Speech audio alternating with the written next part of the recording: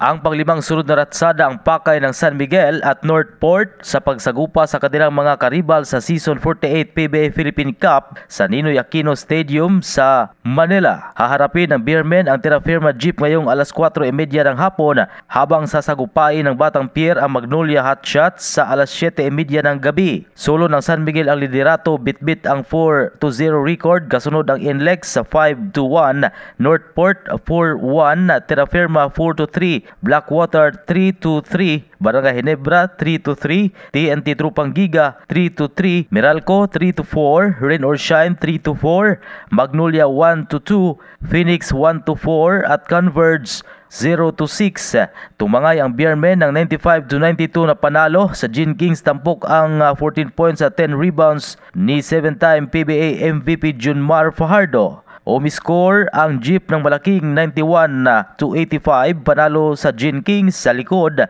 ng 25 points ni Wami Chungson.